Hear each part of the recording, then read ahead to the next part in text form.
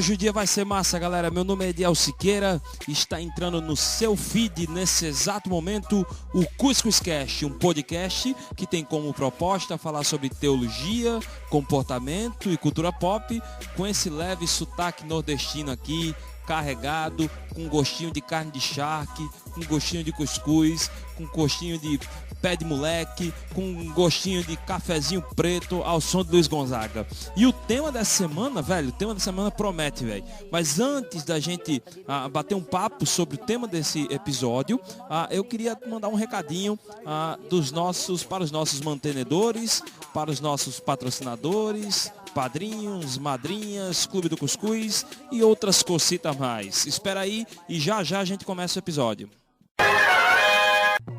Você já pensou em ajudar um podcast que você tá curtindo, um podcast que você está valorizando a ser melhor ainda do que você já acha? Pois é, chegou a hora de você ser padrinho ou madrinha do Cuscuzcast. A gente sabe do momento que a gente está passando, mas também a gente passou por uma reformulação para quem tem o desejo de nos ajudar de alguma forma. Então, a partir de R$1, meu velho, a partir de R$1 você já pode ser mantenedor, sendo padrinho ou madrinha do Cuscuzcast. E ainda pode ser, dependendo do valor que você contribuir, pode vir a participar de um clube seleto chamado Clube do Cuscuz. É o clube que é uma espécie de curadoria, com espaço de desconto, com espaço de discussões, com um bate-papo, sei lá, um bocado de coisa numa só. Eu acho que é até bom você entrar e fazer parte para você mesmo tirar suas próprias conclusões. Então não deixa de participar não. Você pode, volto a dizer, a partir de R$1, podendo fazer essa contribuição via cartão de crédito ou via boleto, e aí no caso de boleto, somente a partir de R$5 por causa das taxas, e fazer parte aí talvez do nosso Clube do Cuscuz. Então não deixa não. Vem, fala com a gente, quer saber como? Manda um direct pra gente pro nosso Instagram ou então manda mensagem pro nosso e-mail cuscuz@gmail.com. Instagram Cuscuzcast, e-mail cuscuzcast@gmail.com. Tá certo? Vamos embora, vamos para esse programa, porque senão o Júnior vai tirar meu couro e vai dizer que eu tô demorando demais. Tchau, tchau. Gente, começando o episódio número 51, mais uma vez com a galera do Apenas Música. A gente vai bater um papinho sobre a década de 80. Olha, eu confesso para vocês aqui que a gente estava conversando um pouquinho antes de iniciar o programa. E vou ser muito sincero para vocês, a gente não sabe quanto tempo vai durar esse programa, se esse programa vai ter 2 partes. Tudo pode acontecer aqui, porque foi uma década muito produtiva, foi uma década com muita gente boa, gente às vezes que a gente nem imagina que os caras começaram da década de 80, mas eu não vou dar spoiler, vou deixar isso aí a cargo de David, de Alisson, de Abreu. Eu vou começar pelo David aqui. David, tudo bom, brother? Mais uma vez. Opa, e aí, Ediel? Bom dia, boa tarde, boa noite para todos aí do Cuscuzcast. Prazer mais uma vez estar aqui com vocês, falando sobre música cristã brasileira. É um assunto que a gente ama falar, né, mano? A gente agradece aí mais uma vez o convite. E é isso, cara, eu tô aqui hoje mais do que nunca, eu tô aqui como espectador para acompanhar aí os professores Alisson e Guilherme, que vão dar uma aula aí hoje sobre a história, o que estava acontecendo na igreja e as bandas. Eu vou ficar só ouvindo hoje, viu, cara? Junto contigo aí. E aí o Alisson tá aí com a gente também. Ó, David tá querendo se achar novo, entendeu? Vou escutar os professores, né? Mas o cara veio lá da década de 80 também comigo. Mais ou menos. É isso aí. É isso aí, Ediel. Vou passar a bola agora pro nosso amigo Alisson, que tá falando aí da tua terra também, diretamente de Recife. Vai que é sua, mano. E aí, galera, boa noite, bom dia, boa tarde. Igual o David aí pra todo mundo. Prazer enorme poder estar aqui com vocês novamente conversando um pouco sobre música e principalmente trazendo um contexto histórico e como é que isso influencia no pensamento da igreja e principalmente na produção musical. Para continuar aí, chamo o Guilherme para tocar essa bola e se apresentar aí pra galera.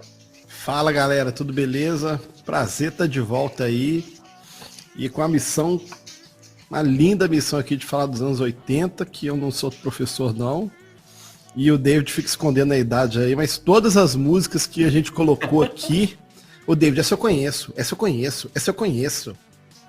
Então, deixa abaixo, mas estamos aí Prazerão. E vamos ver o que vai acontecer nesses anos 80 aí. O legal dessa série é porque o cara denuncia idade, é nessa série. Apenas música.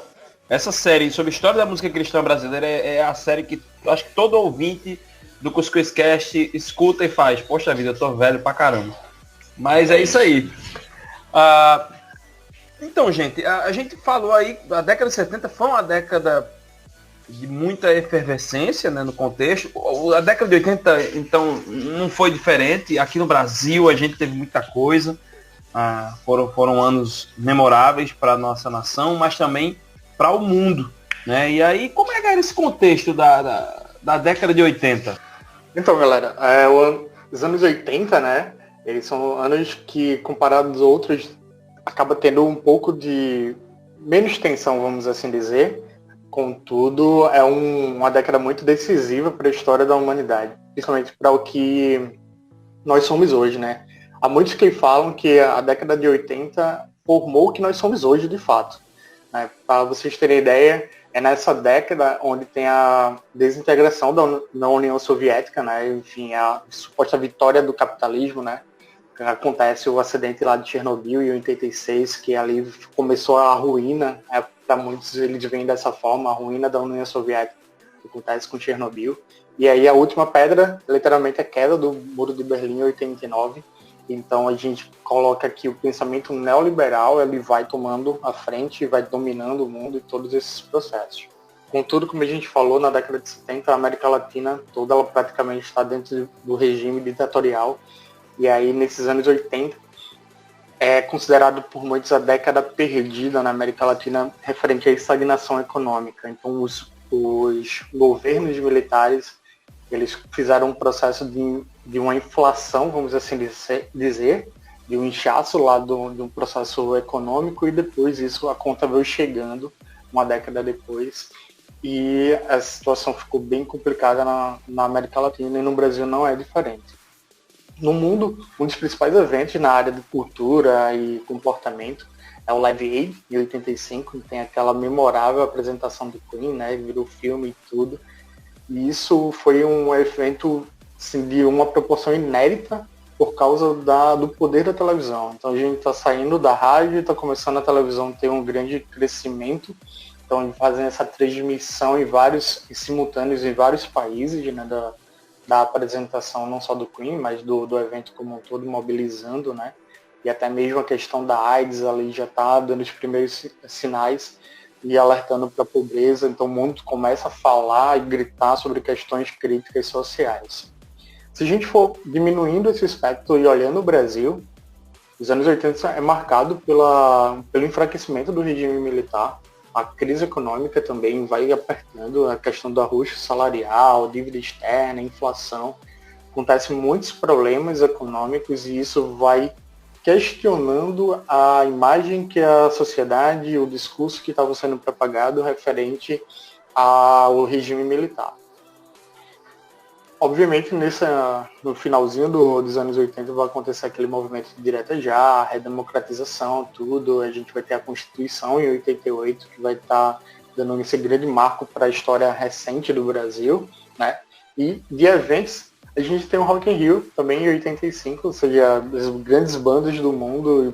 A primeira edição do Rock in Rio está acontecendo no Brasil. Então, se hoje ainda ele tem essa relevância, imagina na década de 80, né? Falo muito sobre essa apresentação histórica de inúmeras bandas, né? Não só do rock, mas também do metal, também se apresentou por lá, então é algo que chama muita atenção. No Brasil também tem um movimento lá, Os Olhos para Brasília, bandas como Legião Urbana, Capital estão crescendo, chamado do rock nacional, e aí também tem Titãs, Paralamas e no Eixo Sudeste também vão ganhando essa nova expressão. A gente não só está falando mais da MPB, né? A gente não está falando Novos Baianos, etc. Os caras, ou seja, são outras expressões musicais que estão ganhando força no Brasil. E isso vai influenciar, obviamente, a produção da igreja, né? Várias bandas de rock que a gente conhece hoje vão surgindo nessa década, no finalzinho, mais precisamente no finalzinho dessa década. O problema, quando a gente afunila o olhar e vai para a igreja, é que a situação fica complicada para variar, né? É um período muito conturbado da igreja, porque ela está nessa transição, como falamos no programa anterior, desse relacionamento com o regime ditatorial, né? Alguns apoiam, outros não, dentro da própria igreja, e é muito importante frisar isso, que a gente fala assim, que está citando determinadas denominações, mas é importante a gente entender que não é um movimento sólido. Todos os evangélicos, todos os assembleanos, todos os presbiterianos fizeram isso ou aquilo outro. Não necessariamente. Dentro das próprias denominações, há divergência de opiniões, existem movimentos que acabam levando para um lado mais, quando a gente falava da teologia da libertação, dessa responsabilidade do evangelho social e assim vai, e tem outros que vão mais para o fundamentalismo, uma visão mais ortodoxa, que acaba apoiando a ditadura militar e todo aquele discurso. Não estamos aqui para julgar quem está certo ou quem está errado, mas o posicionamento que a igreja teve nesse período fala muito sobre a visão como ela tinha do mundo e o seu papel de intervenção. Por exemplo, a Assembleia de Deus, ela inicialmente ficou calada no golpe de 64, né, mas dentro dela foi inúmeras e inúmeras discussões de pessoas de influência discutindo sobre como é que o papel da igreja na intervenção social e se ela deve ou não o envolvimento político. Mas depois, ao longo da década de 70, ela acabou apoiando, de fato, declarando seu apoio ao governo militar, né?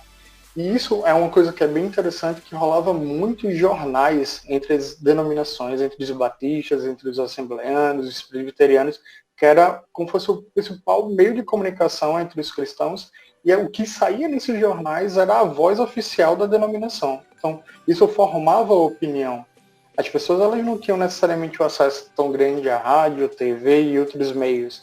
Então, o que a denominação falava era aquilo que elas acabavam acreditando e assumindo esse propósito.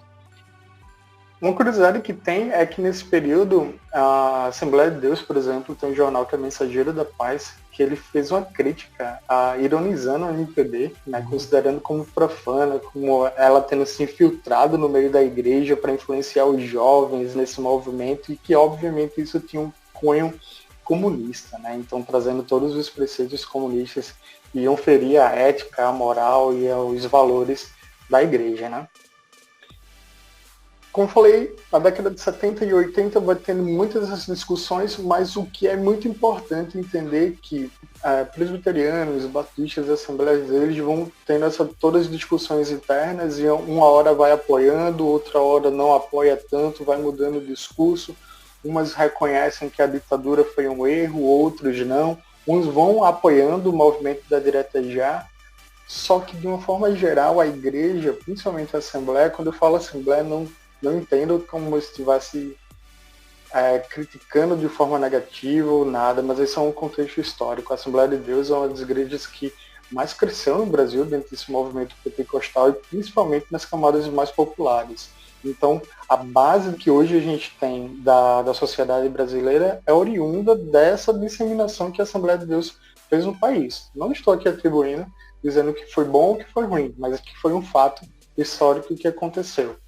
E uma coisa que termina esse processo dos anos 80 é a igreja tendo essa ideia que o foco dela é evangelizar o mundo, que ela não está aqui para combater governo, mas sim ao pecado, ela não se deve envolver com as questões mundanas, que a igreja é supranacional. Então, ela disse, no frigir dos ovos, no meio dessa confusão de político, de governo e etc., seja lá o que for, é melhor ficar aqui no meu canto, é melhor continuar com a minha mensagem de evangelização, não me envolvendo com essas questões. Contudo, não é o nosso foco, mas é válido mencionar que o crescimento de membros, de pessoas cristãs evangélicas em cargos políticos foi crescendo muito, desde essa época da redemocratização. Então, se a gente hoje fala da bancada evangélica, etc., tudo, é necessário olhar para trás, não é de hoje que os evangélicos têm uma presença e têm uma influência nas decisões políticas e assim vai. Quando a gente fala nas decisões, é levando os valores da interpretação bíblica que eles têm do mundo, né? Então, se hoje a gente vê casos, enfim, dos nossos noticiários, não é de hoje que esse comportamento da igreja. Daí, a igreja ela vai tendo esse processo, né, de como é que eu vou me relacionar com esse novo mundo que está se transformando, que está trazendo novas expressões musicais, né? A gente vai mencionar o do rock, e aí se o rock é do diabo até hoje, né? Nessa época, quem dirá, né? E assim a gente contextualiza esse processo do mundo, do Brasil e da igreja dos anos 80. Pois é, muito bom, Alisson. É interessante que até quando a gente fez ali o episódio dos décadas de 40, 50 e 60, e quando a gente faz a década de 70, o pessoal da Apenas Música mistura, né, faz a seleção separada por linhas doutrinárias, né? Uma linha mais pentecostal, uma linha mais tradicional. E agora a gente começa a ver aqui, e eu estou falando para você, a gente começa a ver pelo próprio briefing do episódio, que já se começa a separar por ritmo, ou seja, isso aí já é um sinal do amadurecimento da música cristã no Brasil, não é verdade? Sim, sem dúvidas. Na verdade, é uma prévia, né, do que vai começar a acontecer daí para frente, dessa que a gente pode chamar de amadurecimento, e também de alguma forma da abertura, né, que os evangélicos começam a ter em relação à música. A gente vai perceber que, em relação ao que está acontecendo no mundo, a música evangélica, o movimento evangélico como um todo, né, ainda tem um certo delay. A gente pode colocar um delay de 10 anos. Então, assim, o que a gente começa a ver de influência musical na década de 80 na música evangélica brasileira, se você olhar para fora, isso já estava acontecendo lá fora na década de 70. Então, assim, olhando até mesmo para dentro da música evangélica, você olha para o Jesus Movement, que foi um movimento muito importante, cultural e musical lá nos Estados Unidos, isso está lá na década de 70 nos Estados Unidos, mas a gente só vai ter reflexo disso agora na década de 80, assim, um reflexo mais forte mesmo, né? Lógico que alguma coisa ou outra já chegava, mas os artistas daqui vão começar a se expressar com essa influência agora na década de 80. E é interessante também, porque de agora para frente, vários artistas que a gente vai citar aqui, eles estão vivos até hoje, eles produzem até hoje, então assim, é por isso que também a quantidade agora ela começa a ficar muito grande, né, de artistas e de álbuns, e a gente estava até brincando aqui antes de começar, né, tipo assim, a gente ia ficar 3 horas aqui falando, porque toda hora que a gente revisava o documento, a gente queria colocar mais alguma coisa, né, álbuns muito importantes e tudo mais. E assim, é interessante porque os artistas, igual agora, a gente vai começar falando de Vencedores por Cristo, mas a gente já falou de Vencedores por Cristo. No episódio da década de 40, 50 e 60, a gente termina o primeiro episódio falando sobre Vencedores por Cristo, porque eles chegam no finalzinho da década de 60, a gente abre o programa da década de 70 falando de Vencedores por Cristo e da importância do álbum de Vento em Popa, e agora a gente abre o programa na década de 80 falando de Vencedores por Cristo, né? E se a gente quiser também, na década de 90, a gente vai voltar a falar de Vencedores por Cristo. Então, assim, Vencedores por Cristo não é a única, tá, que tem esse padrão. Na verdade, os artistas que vão começar a aparecer de agora para frente, eles vão se repetindo, eles vão se reinventando e vão lançando álbuns importantes no decorrer do tempo.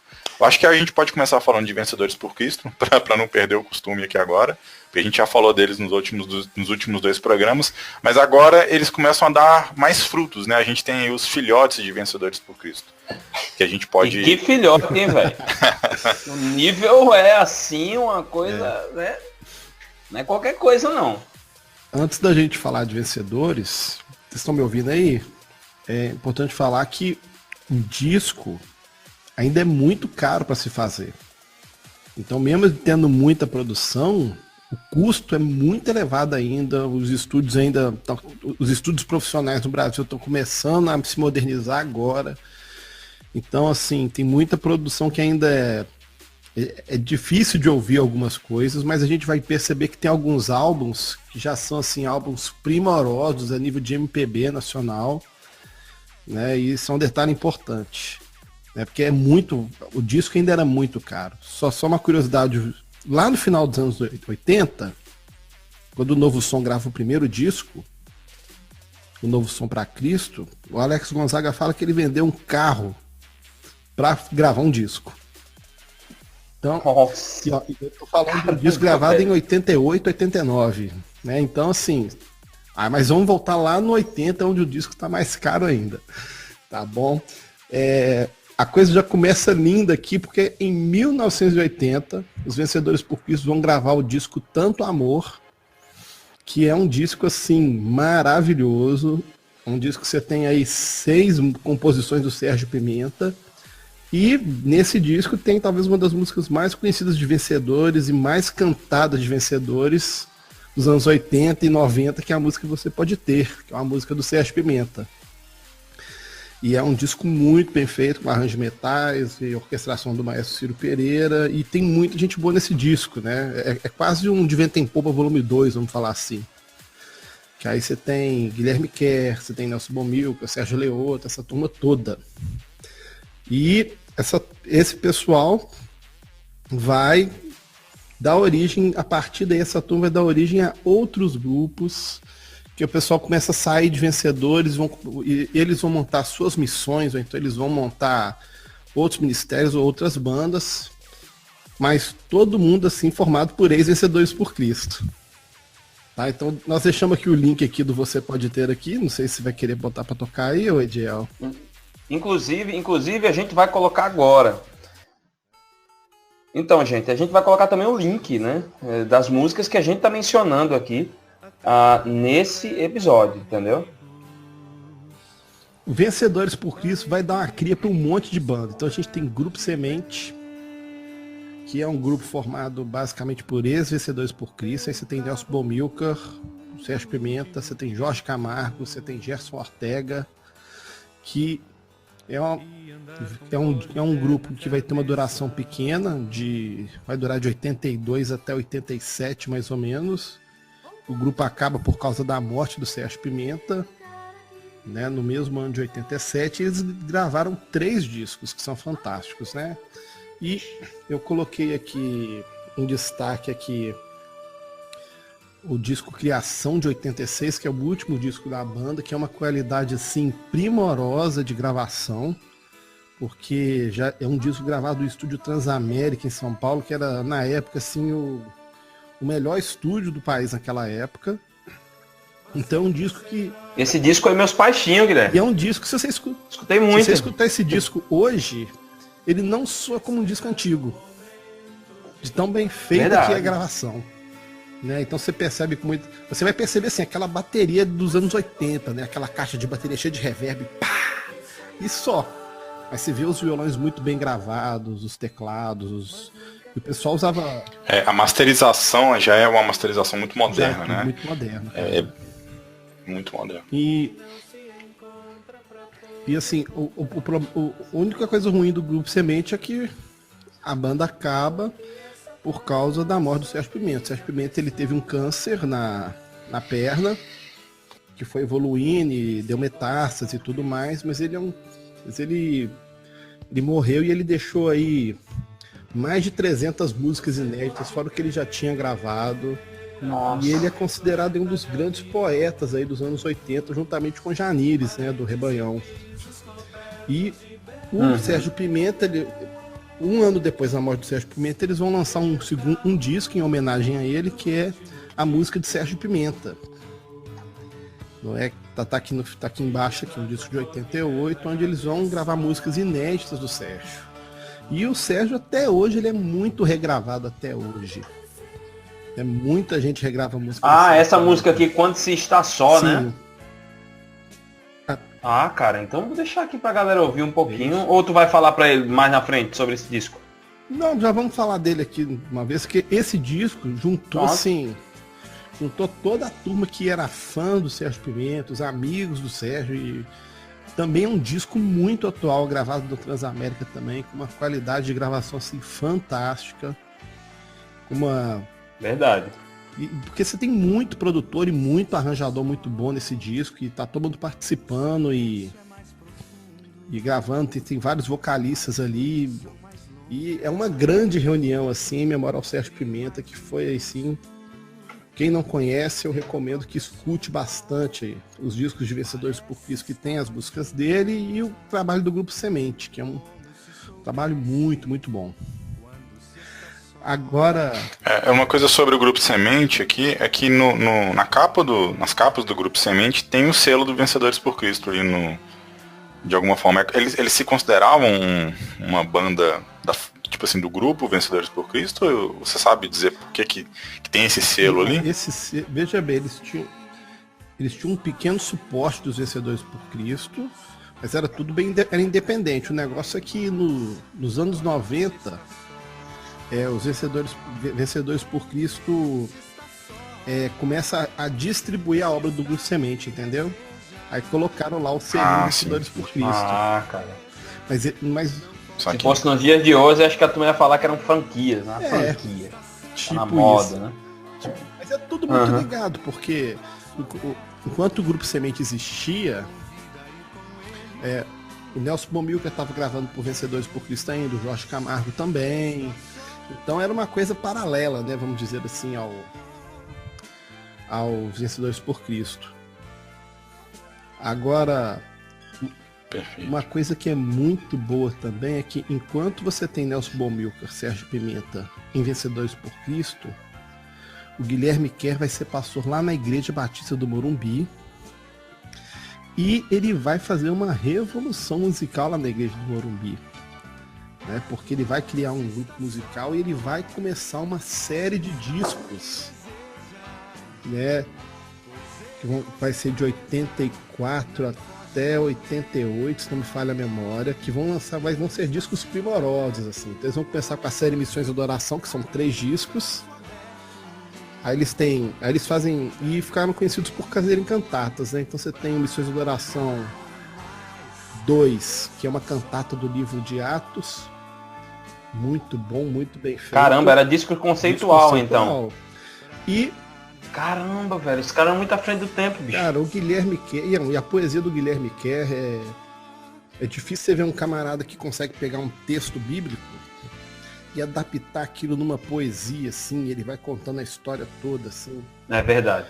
E a grande cereja do bolo da Igreja Batista do Morumbi, para mim, é o disco Vento Livre, de 85, que é uma cantata sobre o livro de João. Então ele vai pegar várias passagens do livro de João. Todas as músicas são letras do Guilherme Kerr em parceria com outros artistas. Cara, e é um disco assim fabuloso. Porque essa cantata foi tocada no Brasil exaustivamente nessa época. As músicas fizeram muito sucesso nos anos 80 e 90. A minha igreja cantava muito música do Vento Livre. E é um trabalho muito bem feito, também gravado no Estúdio Transamérica. Aí, o arranjo, você tem os arranjos do João Alexandre nesse disco, do Nelson Bomilcar, e quem vai fazer os arranjos de orquestra é um maestro adventista muito famoso naquela época, que é o maestro Williams Costa Júnior. E o Williams, a título de curiosidade, que sempre tem uma curiosidade, né, Ediel? O Williams Costa Júnior, ele é tio do Leonardo Gonçalves. Não, somente coisa assim pequena. O tio do Leonardo Gonçalves, para mim, o melhor vocalista na atualidade de música cristã, para mim, é o Leonardo Gonçalves. E eu já vi, assim, entrevistas do Leonardo Gonçalves, ele sempre cita o tio dele como uma grande referência musical. E ele era um maestro muito completo, então ele trazia a orquestra toda e o Williams é que fez a orquestra desse disco do Vento Livre. E tanto é que se você perguntar pro Leonardo Gonçalves, eu vi isso numa live falando, qual o disco que mais te influenciou no meio da sua carreira? Ele fala, foi o disco Vento Livre da Igreja Batista do Morumbi. Que meu tio fez a orquestração. Não é? Mas, cara... E é mais um álbum que tem uma produção gigante também, né? Se não me engano, produzido no mesmo estúdio, né? Do Semente. Transamérica. Transamérica. Com a qualidade de mixagem. Você tem cantando no Vento Livre, você tem Guilherme Kerr, você tem Jorge Camargo, você tem Nelson Bomilcar, você tem João Alexandre. Então, assim, é muita gente boa nesse disco. Muita gente boa. Tem uma mulher que canta uma música desse disco, chama Tantos Amantes, que é a Marlene Vasquez, que ela tá que é do Milad, né? A banda que você tá logo abaixo. A música Tantos Amantes é uma adaptação daquela mulher lá do poço que Jesus chega e pede água de beber para a mulher e tudo. E é muito interessante como a letra é escrita, né? Colocando o sentimento da mulher. Né? É uma coisa que lembra um pouco no secular um Chico Buarque, né? Na maneira de escrever o sentimento da mulher. Mas é uma coisa que o Guilherme Kerr faz muito bem. E outra, né, meu irmão? Assim, tá à frente do tempo. A gente tá falando de década de 80, e de repente um grupo de cristãos resolve fazer a abordagem de acordo com a partir da ótica da mulher, né? Não Exatamente, é porque somente... não é um texto bíblico expressar, né, propriamente dizendo, Pois mas é. é uma interpretação do que poderia ter Sim. acontecido ali numa conversa. Então tem uma licença poética absurda aí, né? Não, Com certeza. todas as músicas desse disco, você vai perceber isso. Né? Sempre tem a ótica do personagem. É uma coisa assim, é uma coisa muito linda mesmo. Tem uma música que chama Agora Vejo, que é a música da cura do cego de Jericó, né? Que aí a visão do cego é a visão dos discípulos, né? Quando os discípulos falam com Jesus, o que esse homem fez para ele pecar? O pai dele que pecou? O que ele fez, Jesus, para ficar cego? Ele pecou? Foi o pai? Foi a mãe? Foi quem? E Jesus vai falando, mas é interessante a maneira como as rimas se encaixam. Guilherme quer achar rima em coisa que você não acredita, assim. Né? Muito bem feito. Verdade. Você quer comentar mais alguma coisa desse do Vento Livre aí, David? Como é que é? Quer Desculpa. comentar mais alguma coisa aí do Vento Livre aí? Não, assim, o Vento Livre, como eu falei no começo, foi um álbum que quando eu já escutei ele um tempo, eu não escutei ele na época, né, porque em 85 eu não era nem nascido ainda, e aí eu tô revelando minha idade aqui agora de propósito. Mas eu fui conhecer Vento Livre mais já na década de 90, um pouco mais tarde. Mas ele realmente foi foi um choque conhecer Vento Livre, porque a qualidade mesmo da produção, da mixagem, a ideia de ser uma cantata, né, e de ter essa questão toda da licença poética nos textos bíblicos, aquilo ali pra mim, acho que foi o primeiro contato que eu tive, né, com um disco cristão contando uma história que é uma história bíblica, mas com palavras que não estavam na Bíblia, né. Então isso abriu muito a minha cabeça, abriu a minha mente, abriu a minha forma de enxergar as escrituras. Pra você ver, né, uma coisa, música, né, a música despertou mais interesse de ler a Bíblia, de estudar a Bíblia, de conhecer realmente as histórias a fundo, de entender um pouco mais sobre hermenêutica, sobre interpretação bíblica, e um negócio que chega para você por música, né, que é totalmente despretensioso, mas muito bem feito. Então eu realmente, hoje em dia eu recomendo o Vento Livre para todo mundo, assim, que eu conheço, que eu encontro, que eu sei, quase ninguém conhece, cara, você precisa ouvir isso aqui, porque foi um divisor de águas, é muito bom esse álbum. E para quem tá ouvindo, é importante falar o seguinte, quando eu falo o termo cantata, gente, não é aquela cantata de igreja de fim de ano que você tem um coral cantando. Cantata de Natal, né? Não tem nada disso não, a cantata são músicas ali com banda interpretada, você tem um solista, ou então você tem um coro de 2 vozes, 3 vozes, não é aquela coisa assim natalina, não tem nada disso.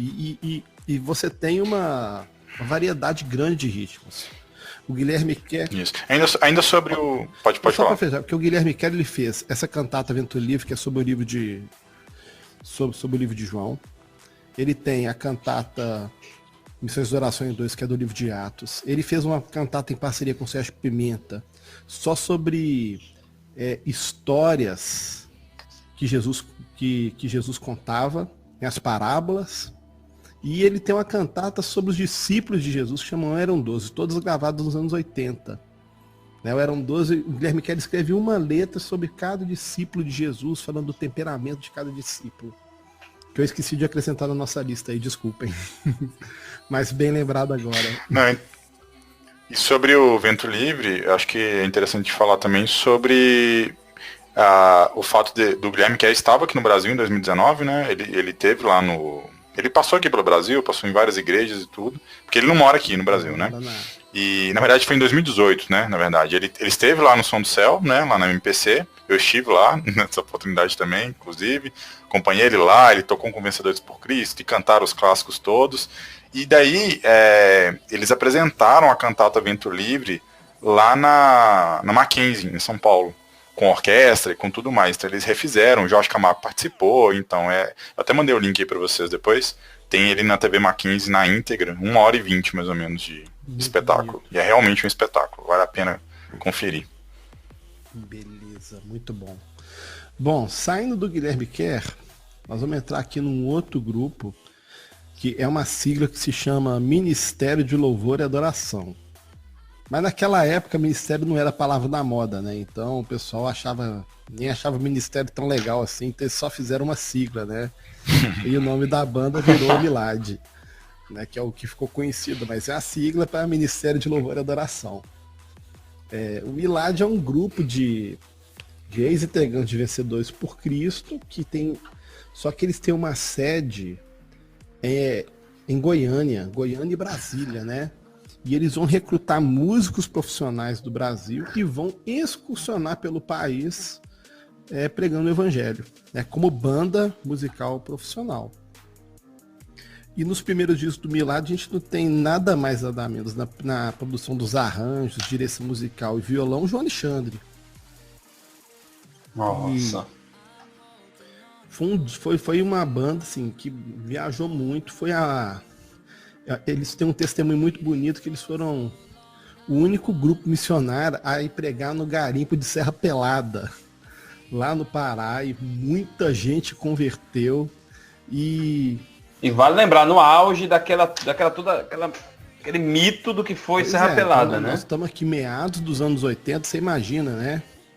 Você imagina, o Milad surgiu ali em 82, 83, e o interessante é que a temática das músicas eram temáticas muito evangelísticas. E, por exemplo, como eles viajavam muito pela estrada, eles acabavam fazendo paradas e evangelizavam muitos caminhoneiros. Então, a banda tem uma música sobre o caminhoneiro, né? E fala do caminhoneiro. Nossa. É uma música, acho que até uma letra do João Alexandre, uma música muito legal. E quando eles chegam no garimpo de Serra Pelada, eles vão encontrar um quadro de prostituição muito grande. Tinha muito prostíbulo naquela região. E o que eles vão fazer? Vamos fazer uma música para prostituta, vamos evangelizar a prostituta. E tem uma música que chama Esquinas Cruéis, que é uma música belíssima, até do João Alexandre também, que é direcionada para a questão da prostituta se valorizar, que você tem o preço que você está cobrando, tem um preço que foi pago para você que é muito mais alto, que foi Deus que pagou. Nossa, e é coisa uma linda. coisa assim, fantástica. Nossa. E é uma banda que assim, rodou bastante o Brasil, o norte do Brasil, foram muito para o Nordeste, e é um pessoal muito bom. Os líderes do Milad é um casal, que é o Wesley Vasques e a Marlene Vasques. Eu deixei o link aqui de uma música aqui para vocês tocar aí, que é a música Olhos no Espelho, com a música do João Alexandre. Mas que é um clássico. Mas quem canta nessa versão não é o João Alexandre, é o Wesley. Uhum. O Wesley é um baita vocalista, ele canta muito. Belíssima interpretação. Vocês vão conferir essa interpretação, sim. E o Milad, cara, influenciou muita gente. Então era a banda profissional do eixo São Paulo e Centro-Oeste, né? Vamos pegar assim. Então várias bandas do Centro-Oeste vão surgir vendo o trabalho da Milad, né? Porque até o momento estava tudo muito ali focado ali em São Paulo e Rio, no eixo Rio-São Paulo, né? Uhum. E ainda é interessante. Sobre o Milad, pode falar. Porque sobre o Milad, você comentou aí do Wesley e Marlene, mas eles também têm um trabalho em dupla, né? O Wesley e Marlene. Sim, tem, mas esse trabalho em dupla foi só depois, né? Depois que o... É mais tarde, né? Mais tarde, Uhum. Não, se você for pegar todos os músicos do Milad, quase todo mundo saiu em carreira solo também. Numa proporção um pouco menor, mas assim... Esse pessoal, quase todo mundo saiu em carreira solo. Você tem o João Alexandre, você tem o Toninho Zemuner, o próprio Wesley Marlene, tem o Valmir, e é tudo gente que saiu aí em carreira solo depois que o Milad foi meio que se desintegrando ao longo dos anos, assim. É interessante, né? Pelo jeito, pelo menos eu tenho a impressão que o Milad ele foi mais para essa questão de ser um grupo de muito impacto. Né? Porque você vai para Serra Pelada, você faz música com uma mensagem para o caminhoneiro, para uma mensagem para as prostitutas, né? E eu entendo, pelo menos eu não tenho como não pensar que isso eles estão obedecendo aquele chamado de cuidar do órfão, da viúva, né? Do necessitado, só que na maneira deles, com música, né? E é muito legal, assim, saber, pessoas pensaram assim lá atrás também, sabe? E não Muito é bom. necessariamente uma música feita pra dentro da igreja, né? Naquele conceito de música evangélica que a gente tem a música vertical e a música horizontal, né? Então, nesse sentido aqui, eles estão fazendo uma música horizontal, né? Que é a música para alcançar o próximo, para falar falando de Jesus, é claro, louvando a Deus, mas sempre naquela pegada mais horizontal. Não necessariamente uma música, como a gente vai ver mais à frente, tem a música congregacional mesmo. Né? E ainda, lembrando também que de todos que a gente já falou até agora, a gente ainda tá falando ali daquela linha, se a gente pudesse colocar no subgrupo de vencedores por Cristo ainda, né? São frutos de vencedores por Cristo. Isso. Gente, até pedi um raciocínio. Não, que o Milad, então, além dessa questão do... é uma banda de MPB que tem um foco no evangelismo, diferente das outras que tem apesar de ser MPB, ainda tá uma coisa mais igrejeira, vamos falar assim, né? Aqui não. E outra, os últimos discos do Milad, eles já começam também não só tem a questão do evangelismo, mas começa também a criticar algumas coisas dentro do país. Então vão ter música falando de coisas que a igreja não está olhando, né? Por exemplo, a questão de crianças carentes, a questão dos mendigos, a questão da pobreza, né? Da desigualdade social que tem no país naquela época, que era bem pior do que agora, né? Então é uma banda pioneira nessa questão também de chamar a atenção tipo, igreja, tira o foco um pouco de dentro aqui e olha como é que tá a situação aqui fora aqui, né? Verdade. É interessante que João Alexandre, ele segura isso até hoje, né? É uma herança. Essa crítica, né? Trazer a igreja para esse tipo de raciocínio, né? O João Alexandre, acho que a gente já pode falar aqui do João Alexandre. É interessante falar que o João Alexandre, nesse momento, o João Alexandre não tem... Ele é super conhecido, mas ele não é um artista solo ainda, né? Então, ele é um violonista lá de Campinas, que foi tocar com Vencedores por Cristo. O primeiro disco que o João Alexandre gravou na vida, um disco que chama Tudo ou Nada, de Vencedores por Cristo. Acho que ele é de 81, se não me falha a memória, 82, não tenho certeza. E logo em seguida, o João Alexandre, ele gostava muito de MPB e ele gostava muito de uma banda secular chamada Boca Livre, né? Que é um grupo vocal carioca muito bonito. E ele vai gravar um disco, que é o disco... Ele monta uma banda que chama Grupo Pescador, que vai lançar um disco Contraste, onde nesse disco o vocal é todo inspirado nessa banda Boca Livre, né? Só que é ele que faz todos os vocais, né? Só que é ele que faz todos os vocais, que ele percebeu que na banda não era todo mundo, né, que conseguia cantar igual o João cantava, pelo amor de Deus, né? Então ele foi regravando. Igual ele canta, ele toca, né? Assim, o negócio... Então ele vai fazer a primeira voz, a segunda voz, a terceira voz, ele vai fazer todos os vocais. Eu coloquei como destaque aí a música Canção da Alvorada, que é um clássico que tá nesse disco. Essa música é linda. E é um disco assim... Cara, é um disco, cara. É o disco esse. Eu vou fazer o seguinte, para destacar, eu vou deixar rolando um pedacinho dessa música que vocês vão ouvir. Ô, Guilherme, e quando é que foi que, assim, eu não sei se foi desde sempre, porque eu também conheci o João Alexandre um pouquinho mais à frente, graças a você, inclusive. Só conheci o João Alexandre do que passa, né? Por incrível que pareça, o João Alexandre tocava na rádio, né? Ele na década de 90 ele tocava um pouco de João Alexandre, mas sempre Ciência de Deus, aquelas músicas que eram muito conhecidas mesmo, que já eram músicas quase hinos de igreja, né? Mas quando é que o João começa a destoar mesmo como violonista, vamos dizer assim, um bruxo que ele é no violão hoje, que a gente conhece ele? Porque ele é meio fora do normal, né? Ele assim, quem já teve a oportunidade de ver o João Alexandre tocando ao vivo, sabe do que eu tô falando. Porque ele é meio fora da curva, assim, ele é meio doidão. Então, assim, o lance de harmonia que ele tem, inclusive, ele é um músico muito admirado por artistas que não são evangélicos, inclusive, né? Então você... Djavan já elogiou. Não, você vê Djavan, Toninho Horta e a galera, todo mundo paga pau pra ele, porque ele realmente é muito bom. Não é porque ele é evangélico, né? Assim, porque realmente ele é um músico muito acima da média. Mas quando é que ele começa a aparecer como músico, como um violonista, assim, bruto, do jeito que a gente conhece ele hoje? Olha, o David, Se você escuta o disco Tudo ou Nada, de Vencedores por Cristo, e o João Alexandre tá ali com seus, sei lá, 20 anos, ele já tá tocando muito violão naquela época. É claro que ele fez um negócio, são duas coisas. Primeiro, o João Alexandre, ele é muito estudioso. E criou-se um mito nos anos 90 que o João Alexandre era autodidata. Não é que ele era autodidata, ele estudava, ele pegava várias referências e ia estudando. Então ele estudou muita harmonia, né? Então é uma coisa que ele tem. E a segunda coisa é que ele se espelhava muito na MPB secular, né? Então ele ouvia muito Clube da Esquina, ele ouvia muito Tom Jobim, Djavan, Chico Buarque e tudo mais. E é engraçado que quando eu apresento para o João Alexandre para um ímpio que não conhece, e fala, nossa, mas esse cara lembra o João Bosco. Aí o outro vira e fala assim, não, esse cara lembra o Djavan, esse cara lembra o fulano, né? Porque o João, ele saiu pegando de tudo quanto é lado.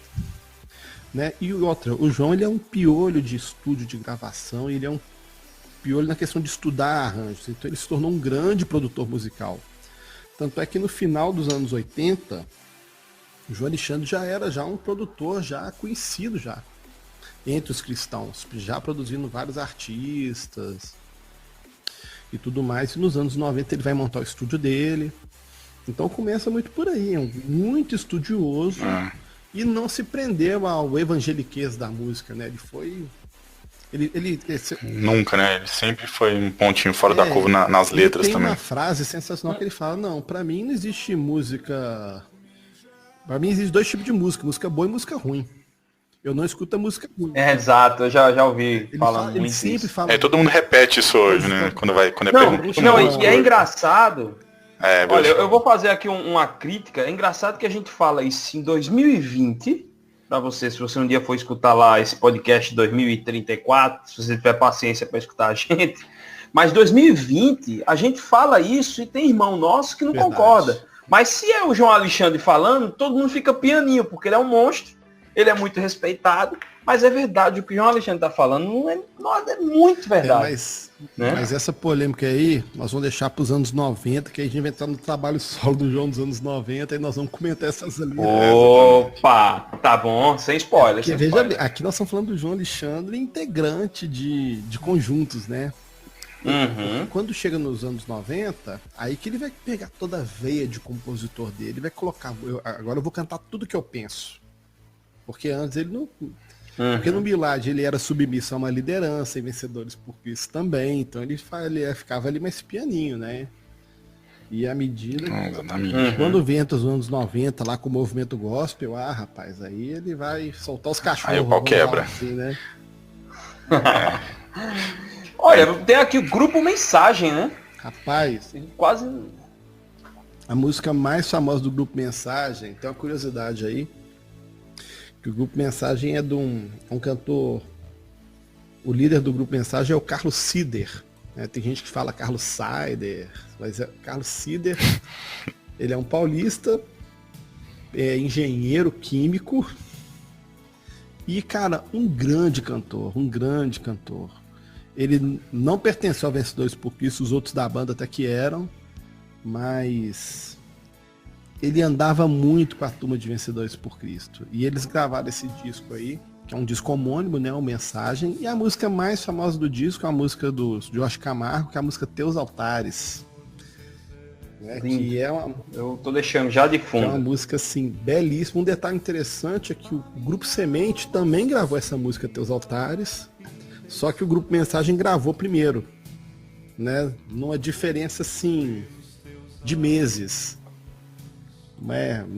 A coisa também de pegar a música do outro não é igual hoje, né? Que você tem que cede o direito, você vai comprar a música do fulano. Naquele tempo não, que eu fulano, ô Jorge Camargo, eu vou gravar sua música aqui, beleza? Não, beleza, grava aí e tal. Então era uma coisa assim, bem... Tá em casa, né? Bem em casa, assim. Tá? E Teus Altares na voz do Carlos Sider fez muito sucesso, né? E é uma música linda, né? E o Carlos Sider, ele vai aparecer com os trabalhos, dois álbuns, excelentes álbuns dele, mais na década de 90 mesmo, né? Ou é mais pra frente ainda, já em 2000? Nos anos 90, o Carlos Ceder vai ter um outro trabalho que chama Fruto de Vida. Né, eles vão gravar 2 discos ali. Ele vai participar de algumas cantatas com o Guilherme Kerr, né? Também. Mas é a partir dos anos 2000, não, 99. É porque vem Diário de Bordo e Quando é Deus Quem Faz, acho que é 99. 99 é que ele vai começar com os trabalhos solo dele. Ele fala que ele começa bem mais velho, atrasado assim, né? Isso, pensar que eu tenho essa mesmo. O Carlos Ceder pra mim é como se fosse o nosso Ivan Lins aí, né? A pegada que ele tem de teclado ali é bem característica. Cara, uma pegada mais Ivan Lins, é muito bom, né? Ele é um excelente tecladista também. É um bom tecladista, Agora, é interessante, eu não ia citar o nome dele, mas tanto o Carlos Ceder quanto o Stênio Márcios, né, eles são contemporâneos dos anos 80, vivi todos os anos 80 ali, mas só vão lançar trabalhos solos só no final dos anos 90, 2000. Lá na frente. É bem interessante. Vamos falar deles no programa que a gente tiver que falar desses no programa dos anos 90 e anos 2000, então. Vamos lá, senão a gente não acaba hoje. Vou citar aqui, agora, gente, saindo agora um pouquinho, já falei do Sérgio Pimenta, nós vamos pegar uma banda aqui fantástica dos anos 80, que é o Grupo Logos. Cara, que deve ser o grupo, tipo assim... Eu nunca vejo a pessoa falar assim, Grupo Logos é a minha banda preferida, mas tipo, é a minha segunda banda preferida. Todo mundo é tipo assim, a segunda banda do coração de todo mundo, porque todo mundo já ouviu falar de Grupo Logos. Exatamente. E Grupo Logos é uma banda que é unanimidade, né, mano? Em qualquer conceito. Eu digo isso porque, como eu venho de um meio pentecostal, lá na igreja, se você fala Grupo Logos, a galera conhece Grupo Logos e tira o chapéu para o Grupo Logos. O Grupo Logos é uma banda que consegue transitar em quase todas as denominações. Porque igual a gente vê essa turma de MPB cristã que a gente vem falando agora, eles têm muita aceitação no meio batista, no meio presbiteriano. Mas o Logos não. O Logos transita em todo mundo. Vai no batista, no presbiteriano, no pentecostal. Todo mundo conhece, todo mundo admira o trabalho do Logos. Quem assistiu quem ouviu, né, o nosso podcast da X70, a gente falou do Grupo Elo, né? E as duas bandas são muito ligadas, né? Porque na verdade o Grupo Elo só existiu porque o Grupo Elo acabou com a morte do Jairinho, que era o grande parceiro e companheiro do pastor Paulo César. Na verdade você quer dizer o Grupo Logos, né? O Grupo Logos só existe por conta do fim do Grupo Elo. Obrigado por me corrigir. O Grupo Logos existe porque o Grupo Elo acabou, né? O Grupo Elo, o Jairinho morreu no ano de 81. E o Paulo César passou aquele luto, né, da banda ter acabado, assim. Aí o Paulo César, não, agora eu vou continuar. E começou um outro ministério, que é o Grupo Logos. Então eles vão lançar o primeiro disco em 82. É muito complicado falar de Grupo Logos, porque eles têm uma discografia muito enorme. E vão lançar quase que um disco aí, um disco a cada um ano, um disco a cada 2 anos, né? Vou destacar uma das músicas preferidas minhas, que eu tenho do Logos, nos anos 80, né? Porque aí eu tenho a preferida dos anos 80, anos 90, dos anos 2000, né? Que porque o Grupo Logos é uma banda que produz aí, né? Muito ainda. É sensacional a banda. Né? E eu vou deixar aqui a música Mão na Arado, coloquei aqui como do disco Mão na Arado, que é um disco de 85, né, que é uma música assim fantástica. O Paulo César é um compositor assim extremamente profundo. Ao mesmo tempo que ele é profundo, ele fala numa linguagem que todo mundo entende, talvez um pouco diferente do Guilherme Kerr, porque o Guilherme Kerr ele tem uma poesia mais culta, né? O Sérgio Pimenta tem uma poesia mais culta, e a poesia do Paulo César já é uma poesia mais povão, né? Para todo mundo ouvir. Isso. Ele não deixa de ter o compromisso com a questão bíblica, né, com a questão teológica, mas ainda assim ele consegue traduzir isso É por isso que ele conseguia transitar, né? Ele conseguia comunicar com todo mundo, exatamente. Olha, tem uma curiosidade muito legal aí da minha vida, assim, não da minha vida quando eu era nascido na época. Né? Não sou novo, sou de 87, mas em 85, que é o ano dessa música, essa música estava no auge, e agora que eu tô percebendo que estava no auge, e essa música, meu pai fala que foi cantada na ordenação dele, pastoral.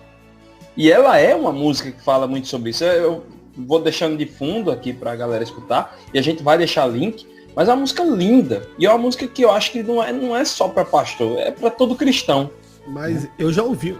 Eu ouvi um depoimento do Paulo César uma vez, ele tava falando que, tipo assim, foi uma música que os pastores pegaram pra eles, entendeu? Virou o hino do pastor.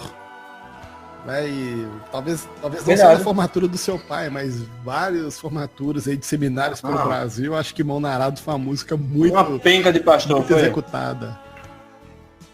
Uma coisa legal sobre o Grupo Logos, na minha percepção, é que eles conseguem manter um padrão, uma estética musical, praticamente em todos os álbuns. E quem teve a oportunidade de assistir Grupo Logos ao vivo, cara, eu lembro até hoje, do dia que eu consegui, porque eu custei ver Grupo Logos ao vivo. Eu morria de medo de nunca conseguir ver eles ao vivo, porque eu nunca tinha oportunidade de ir. E aí, mais uma vez, nenhuma das edições Som do Céu que eu fui, se não me engano, foi uma edição que eles foram homenageados. E daí eles estavam lá, com a banda completa. E quando eles começaram a tocar, eu tive a sensação que alguém tinha colocado um CD do Grupo Logos pra tocar lá, e eles estavam dublando. Mas porque era exatamente idêntico o que você escuta no CD. Bateria eletrônica, né, pra dar aquela pegadinha ali de anos 80 ali, aquela parada mais sintetizada.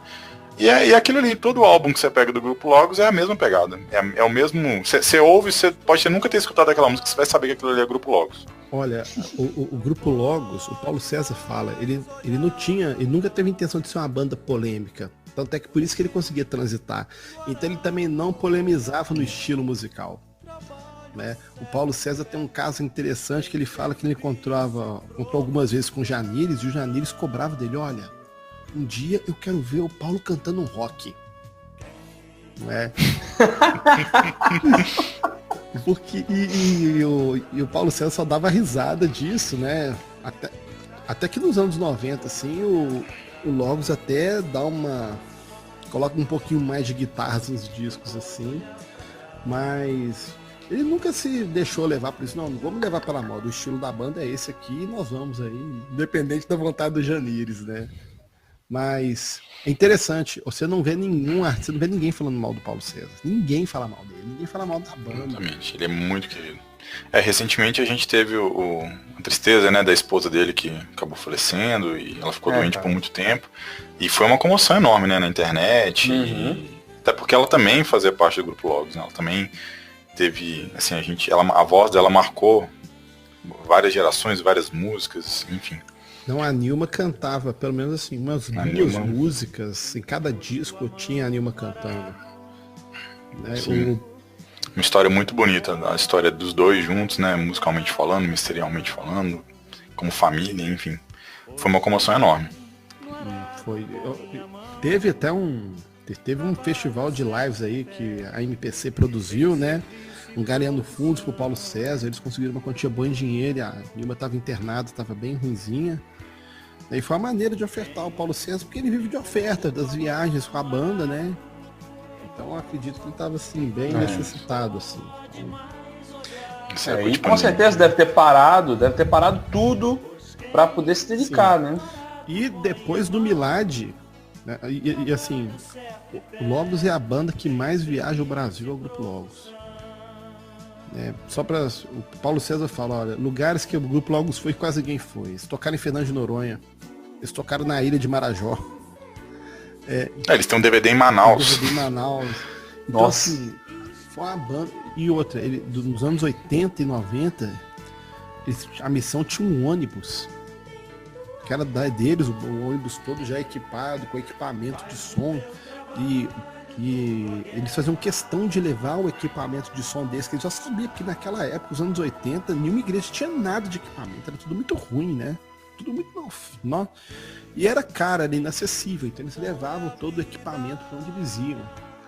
Né? Então com isso, eles rodaram aí de Goiapoque ao Chuí, aí, tocando em igreja, em praça.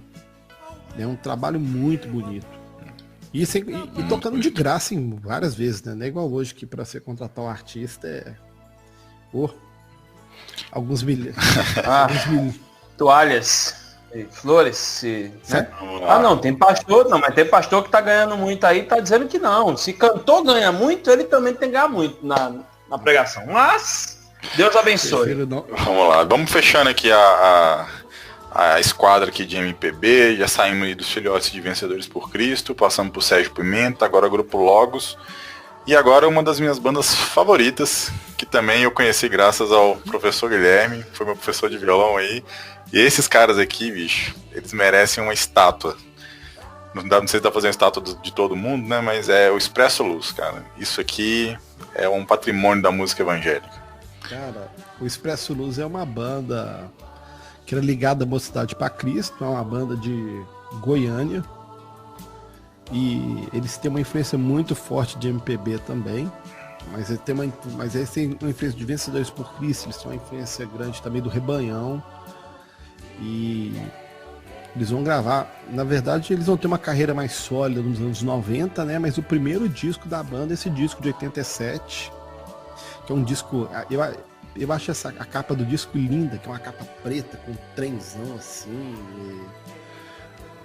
é muito legal. E o Expresso Luz, ele tem, muita gente acha que o Expresso Luz é uma banda mineira, né, porque eles têm muita influência da música mineira, que eles flertam muito com aquela música do Clube da Esquina, do 14 Bis, do Milton Nascimento, do Beto Guedes.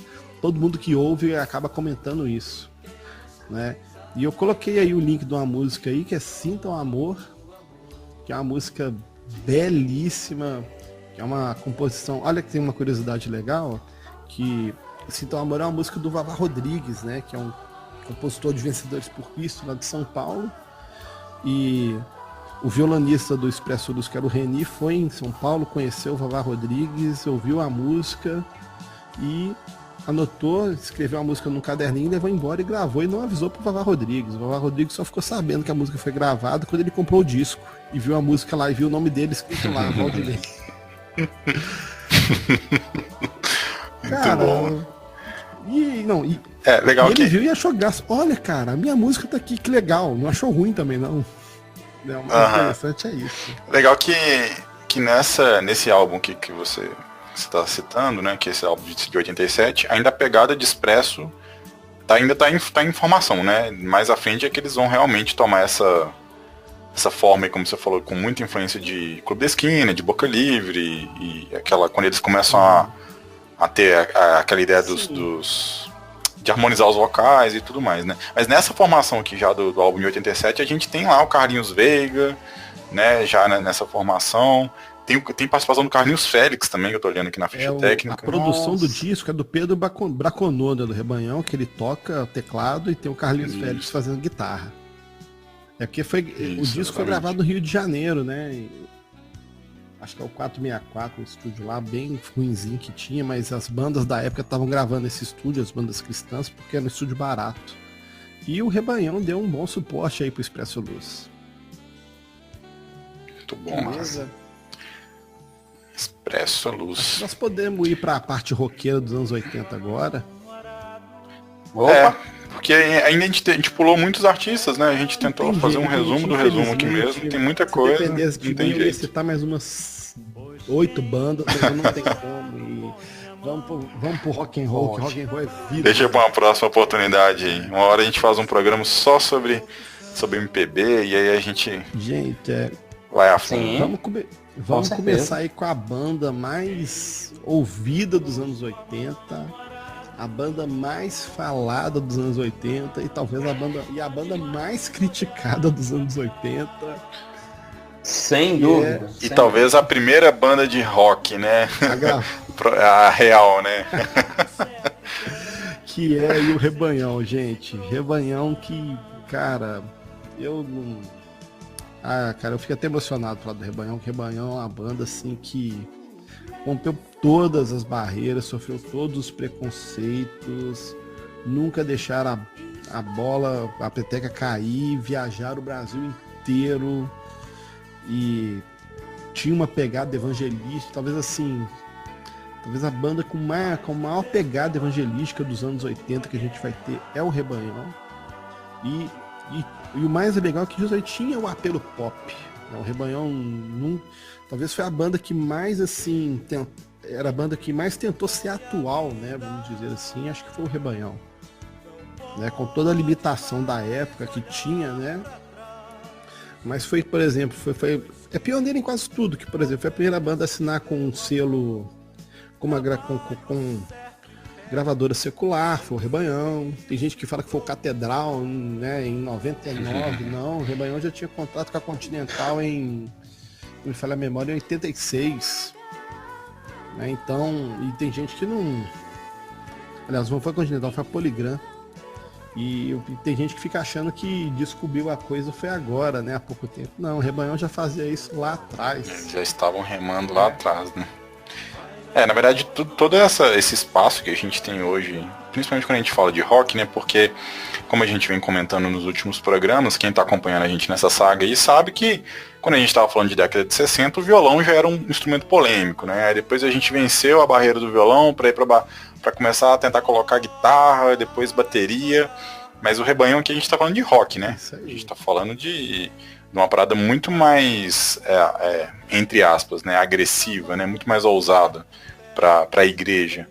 E não é igual hoje, quando você vê bandas que você não sabe nem se os caras são evangélicos, você diz, não, nós somos uma banda cristã. E aí quando você vai ver as letras, é difícil achar algum significado ali. Muitas vezes não é proposital, às vezes tem um duplo sentido. Mas não é o caso de Rebanhão, não é o caso... Nessa época que não era a ideia, né? Eles falavam sim de Jesus abertamente, o evangelho estava sendo pregado, mas de uma maneira mais criativa. Não, e é uma banda que mesclava o humor, mesclava uma mensagem direta, né? Principalmente o Janires, né? Põe o Baião pra tocar aí pra gente aí, Ediel. Poxa, botei agora. Aí. Cara, e... Não, tem até aquele detalhe, né? Esse link aí que a gente tá colocando, eu não sei se vocês lembram, que no episódio sobre a década de 70, Guilherme comentou sobre a polêmica do Janires a respeito desse negócio de usar camisa com botão aberto. Aí vocês olham aqui, tem a prova do que Guilherme disse, porque a capa que estão colocando aqui nessa imagem da música Baião do Rebanhão, botaram uma faixa na parte do Janires ali, porque ele tava com a camisa abertão, meio sedutor latino, né? Aquele visual assim, galã latino. Porque se deixasse os peitos cabeludos aparecendo, rapaz, a casa caía. Era polêmico. Ainda bem que ele tava na ponta da foto ali, que deu pra mascarar com a faixinha, senão ia ter que tampar todo mundo. Rapaz, mas vamos lá, gente. O Janires é o grande... Talvez aí é a grande voz de uma geração nos anos 80 e... Ele tinha uma letra muito direta. Então a gente falou da questão da questão culta, né, de Guilherme Quer e Sérgio Pimenta. A gente tem a questão da maneira popular de falar que o Paulo César do Logos tem. Mas o Janires, ele é diferente. E ele vai ser popular ao ponto de fazer comparações do cotidiano, né? E isso é que é o bonito. Então ele vai falar no Baião, eu era magro que dava dó, meu paletó aliçado de uma listra só. Ou então ele vai falar, tem a música que chama Mel nesse disco, ele fala, não, dentro de você mora um coração pequenininho, frágil como bolha de sabão. Aí no disco Luz do Mundo, ele tem uma música que chama Casa no Céu, que ele fala, eu tenho uma casa no céu, onde eu vou morar com meu Deus, eu não vou pagar aluguel. Lá não vai ter vizinho reclamando, não vai ter gente reclamando do aumento da gasolina, não vai ter trânsito congestionado. Então ele é um primeiro artista que vai pegar coisas do cotidiano, né? Coisas do dia a dia, vai satirizar e vai transformar isso em evangelismo, né? E dentro do Rebanhão a gente tem o outro compositor, né, que fez muito sucesso pós-Janires, que é o Carlinhos Félix, né? E o Carlinhos Félix outra é fera, uma grande fera aí da música cristã, e o Carlinhos Félix a gente percebe assim que dá para perceber nitidamente dos dois álbuns do Rebanhão que tem o Janires, né, que é uma coisa bem polarizada, a maneira como o Janires canta e a maneira como o Carlinhos Félix canta, né? O Carlinhos Félix já é aquela coisa mais segurando um pouco assim, né? Sou cristão. E o Janires não, o Janires é dedo na ferida. Não é? É isso então, mesmo. a discografia do Rebanhão ela é muito forte nos anos 80. Eles vão gravar vários discos, se não me falha a memória, são 4 discos gravados em 10 anos nos anos 80, né? Que eles vão ter a discografia dos anos 90, não é? E depois, o engraçado é que o Janiris é muito ligado ao Rebanhão, mas o Janiris só gravou 2 discos com o Rebanhão, que é o Mais Doce que o Mel de 81 e o Luz do Mundo, que é o disco de 83. E depois o Janiris começa a achar que o Rebanhão é muito pequeno para o coração evangelístico dele. E ele se apaixona pelo trabalho da Mocidade para Cristo, que tinha base em Belo Horizonte, então ele muda do Rio de Janeiro para Belo Horizonte para trabalhar com a Mocidade para Cristo e fazendo evangelismo. Isso a partir de 85, mentira. Só que quando o Janiris vai embora, ele vai embora do Rio de Janeiro, ele vai gravar um disco, né? Que é um fato curioso, que ele é o primeiro disco ao vivo da história da música cristã, que é o disco de Janiris e Amigos. E tem muita gente boa nesse disco aí. Você tem o próprio Rebanhão, tem a Banda Fé, tem o João Alexandre. Eu coloquei aqui o link da música Casinha, né, que é do disco Mais Doce que o Mel, que aí tá o João Alexandre e o Janiris cantando essa música juntos, é um clássico. Né? Inclusive eu vou deixar em destaque pra galera escutar também essa música. Não deixar de fundo, porque ela é uma música muito legal, cara. A letra dela é muito massa. Muito profunda. É engraçado que a gente tem o Janiris mostrando, né, as mazelas, né, da vida, das pessoas, né? Então, primeiro ele fala de 3 cidades na música Casinha, né? Então, fala da casinha, fala da primeira cidade de tudo é perfeitinho, mas é tudo aparência. Depois ele fala de uma cidade que é real, onde tem a problemada toda, e violência, e adultério. E por último ele vai falar da cidade celestial, né? O interessante é que o Janiris, ele é muito... Ele fala muito da volta de Jesus, né? Ele tem muita música, ele é muito escatológico, né? Em todos os... É exatamente isso que eu falei, ele é escatológico. Ele vive fazendo paradoxos, né, o tempo todo. Ele tá sempre comparando uma coisa com a outra e depois ele culmina, ele tem uma conclusão, igual você falou assim, nessa música principalmente, né, ele tem uma conclusão escatológica maravilhosa. E pra mim é o artista mais escatológico da música cristã, né, dos anos 80 é o Janiris. E eu falo que nos dias atuais você não vê tanta gente mais trabalhando essa questão da volta de Jesus. E Janiris falava disso assim com muita propriedade, né? Janiris era muito desapegado de tudo. Janiris nunca quis ficar rico.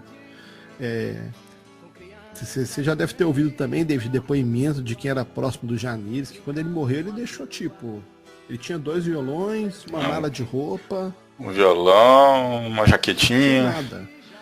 Não tinha nada, que ele era um cara totalmente ligado pro reino, assim, né? E vambora, vai e prega, canta. Aí... ele morreu em missão, né? Ele tava se dirigindo.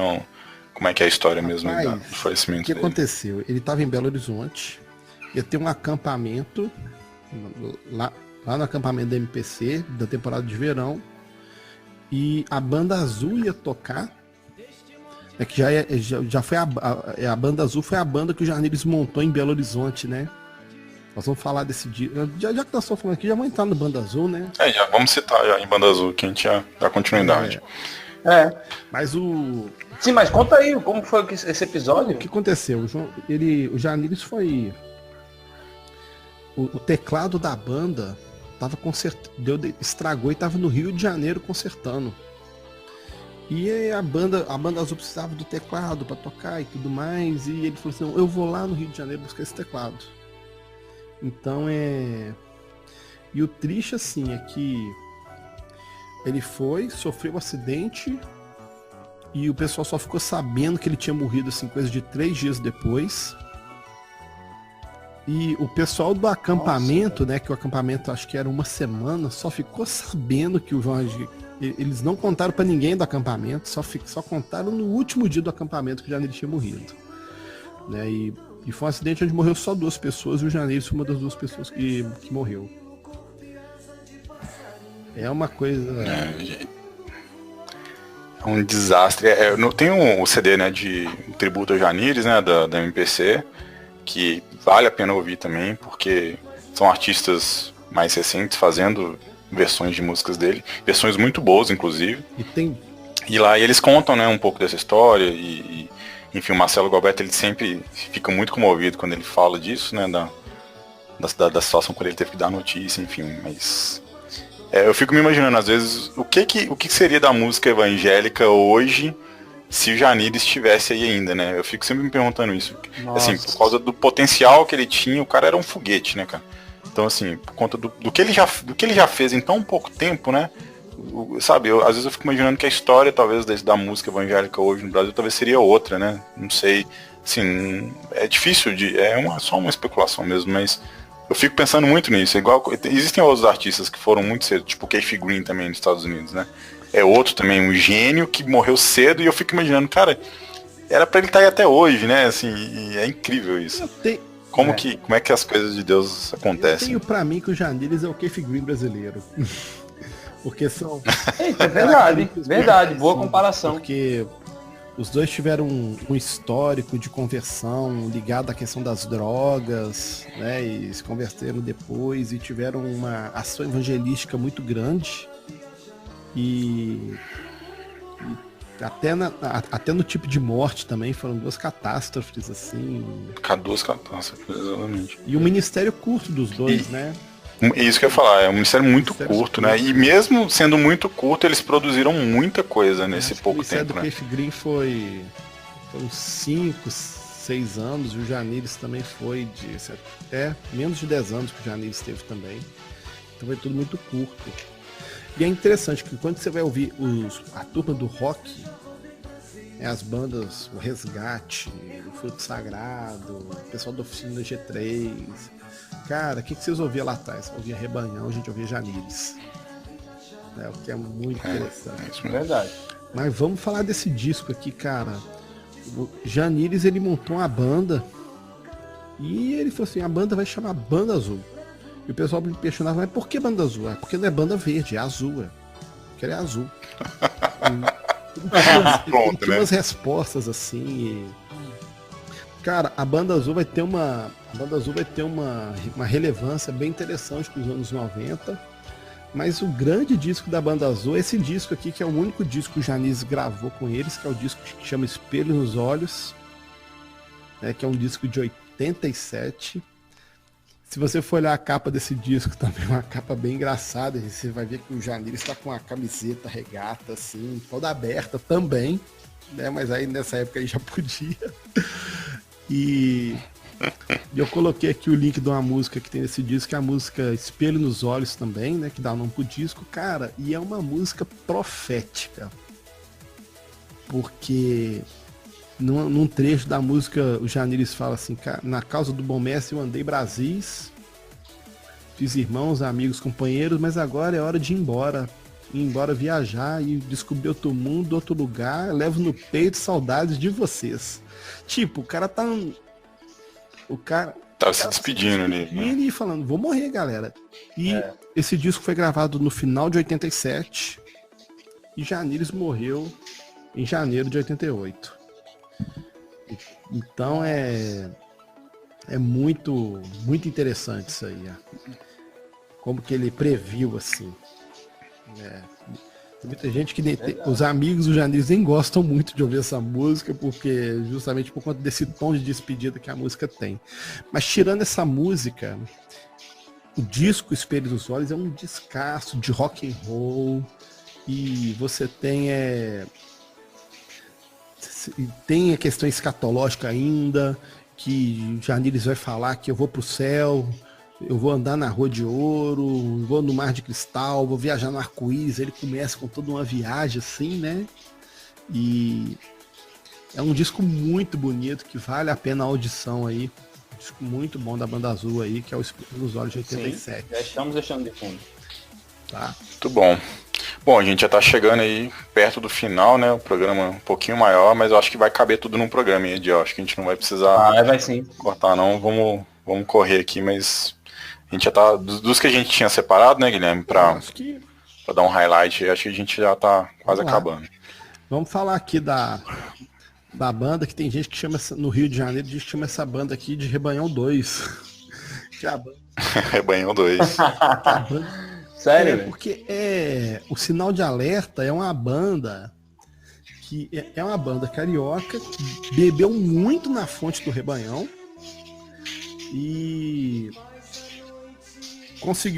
não conseguiu, obviamente, o mesmo sucesso do Rebanhão, mas foi uma banda muito relevante nos anos 80, anos 90, gravaram bons discos, né, que vale a pena a audição, obviamente, e eu coloquei aqui o link da música Creio, que acho que é a música mais famosa. Creio, né? Que é a mais... essa aí foi hino. Essa aí se bobear tocou lá na igreja lá. Se não tô, não, provavelmente fizeram teatro com essa música, alguma coisa assim, porque essa música é incrível. Cara, ela é muito bonita. Eu, como músico, né, e guitarrista, essa música tem um solo de guitarra que pra mim é o solo de guitarra mais bonito dos anos 80, feito por uma banda cristã, é o solo dessa música aí, que é muito bonito. Ele tem uma pegada meio Van Halen, assim, né, sei lá, eu não sei explicar direito ele, mas eles já estavam ali naquela... por ser década de 80, né, eles já estavam bebendo já lá fora no que estava rolando também na década de 80 dentro do rock, né? Veja bem, o Rio de Janeiro, como o Alisson falou antes, já vivia aquela efervescência cultural e o rock estava muito na moda. Então, quando você escuta, por exemplo, o disco Frágil Pequenina, do Sinal de Alerta, que é um disco, acho que é de 87 ou 88, não, 87 é o Manhã de Outono, acho que são de 88. Cara, você escuta o Frágil Pequenina, você tem a impressão que você tá ouvindo assim um Barão Vermelho, porque a voz do Marcos Chocolate, que é o vocalista, você vê tipo, cara, mas lembra um pouco Cazuza isso aí. Mas é isso mesmo. É a coisa da época, a coisa da época, não tem jeito. A textura estética que tava ali, eles não tinha como ser diferente disso, né? Cara, e o Sinal de Alerta é uma banda que revelou uma grande banda aí pra música cristã, que foi o Catedral, né? E uma curiosidade interessante, que o Catedral abriu muito show do Sinal de Alerta, né? O Kim tem um depoimento interessante que ele fala que o primeiro cachê que o Catedral recebeu foi graças ao Sinal de Alerta, que o Sinal de Alerta não quis tocar num evento e mandou o Catedral no lugar que eles receberam. Né? Então, assim, o Catedral tem muito respeito pelo pessoal do Sinal de Alerta. Que realmente, cara, é uma banda muito boa. Eu acho, assim, uma banda até subvalorizada, sabe, na música. Apareceram muito pouco, né? Pouca gente conhece, na verdade, né? Apesar do contexto todo deles estarem envolvidos num contexto de bastante relevância, eles acabaram não aparecendo tanto quanto as outras bandas. É igual, você tem a música Creio, é uma música que estourou no Brasil inteiro. A música Barquinho, né, do Frágil Pequenina, que é uma música também que fez muito sucesso nas rádios também. Mas ficou aquela banda ali, que infelizmente não teve todo o destaque que merecia. Isso aí. Vou terminar essa fase pop rock aqui citando duas bandas rapidinho, né, que fizeram um sucesso relativo, que é o grupo Vida Abundante, que é uma banda de missionários americanos que vieram para o Brasil. E o disco Carpinteiro de 1980 é um disco maravilhoso. O vocalista, que é o pastor Patrick Dugan, né, que é um americano, ele é muito fã de...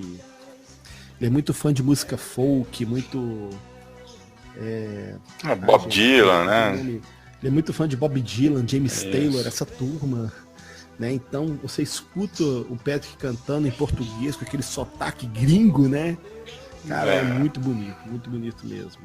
E vou citar também aqui a banda Atos 2, que é uma banda que tem muito sucesso nos anos 80, uma banda paulista, que talvez muita gente não conhece o Atos 2, mas o Atos 2 foi uma banda que se desintegrou e acabou originando a banda Kadosh nos anos 90. Aí o Kadosh é uma banda que todo mundo conhece, mas a banda Atos 2 muita gente não conhece. Mas foi uma banda que fez muito sucesso. Coloquei em destaque aqui a música Muitos Vão Subir, que é uma música linda dessa banda, com uma pegada progressiva de rock assim muito legal. É verdade. Tem uma pegada massa mesmo. E pra finalizar agora, gente, essa parte do rock, muitas bandas que fizeram muito sucesso nos anos 90 vão surgir no finalzinho dos anos 80. Então eu tô colocando aqui as bandas que vão surgir no finalzinho dos anos 80. Que é Altos Louvores, Resgate, Fruto Sagrado, Novo Som, Catedral, Carlos Barneia. São todas bandas que começaram ali, 88, 87, gravaram seus primeiros discos ali no finalzinho dos anos 80. Isso, eles começam a carreira ali, né? E a gente pode dizer assim, desse quinteto fantástico aí de Resgate, Fruto, Novo Som, Catedral e Carlos Barneia, né? Barneia, né? Eles começam ali, igual você falou, Catedral abrindo shows pro Sinal de Alerta, mas eles vão ficar realmente famosos na década de 90. Então a gente vai deixar pra falar deles no programa da década de 90. Em 1989, se você perguntar quem é Carlos Barneia, o pessoal não sabe. Ninguém sabe. Quem é Novo Som, o pessoal ainda não sabe. Mas quando virar os anos 90, mas vamos deixar pra falar dessas bandas aí nos anos 90. Aí a gente... É uma outra... porque a gente tem outro papo também, né? A gente tem um movimento cultural também diferente, e aí o rock chega pra valer, como a gente disse, a gente aqui no Brasil sempre vivendo com um atraso aí de 5, 10 anos, né? Então toda aquela pegada ali do rock, do heavy metal que tava já fritando lá fora, vai começar a influenciar os álbuns que vão ser lançados aqui na década de 90, né? O Resgate com muita influência de hard rock, Fruto Sagrado com muita influência de heavy metal, enfim. Mas aí é papo pro próximo programa. Mas a gente já tinha que deixar eles aqui na saideira, porque não podia deixar de falar desses grupos, né? Verdade. É tudo muito linkado. Igual a gente falou igual a gente citou Rebanhão nos anos 70, né? Não tinha como não citar. A mesma coisa vão ser essas bandas que vão surgir agora aí também. Isso. Bom, finalizando aqui, a gente tem 2 pontos que a gente deixou só pra tampar mesmo, fechar o pacote aqui, que a gente vai falar um pouco de música congregacional e a gente não poderia também deixar de citar o pessoal da música pentecostal, né? Porque apesar deles muitos deles já terem começado lá na década de 70, eles vão ter o auge da carreira, muitos deles vão ter o auge da carreira na década de 80. Então acho que para pincelar em música congregacional, a gente tem o Asaf Borba, a Comunidade da Graça e o Koinonia. Mas aí o destaque fica para a Comunidade da Graça, porque a gente tem o Ademar de Campos, que também é um filhote de Vencedores por Cristo, que a gente falou lá em cima, mas aqui o destaque vai para ele dentro da Comunidade da Graça. Verdade. Olha, no caso, o Asaf Borba, vamos começar por ele aqui, que ele é mais velho, né? E a gente falou dele também, né, na década de 70. Falamos do disco Dom Asaf, né? Sim.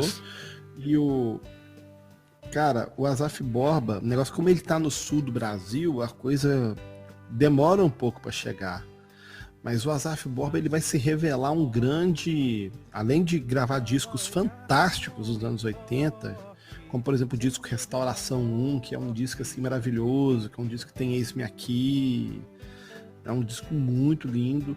O Asaf Borba ele vai também montar um estúdio, né, que é uma coisa muito incomum. Ele vai montar um estúdio dele, que é um estúdio Life, e quase todas as igrejas que vão ter um ministério de louvor comunitário, o Asaf Borba ele vai apadrinhar essas igrejas, sabe? Então ele vai sair gravando com um monte de gente Brasil afora. Então a minha igreja está querendo fazer um trabalho, né? O Asaf Borba vai lá e grava os caras.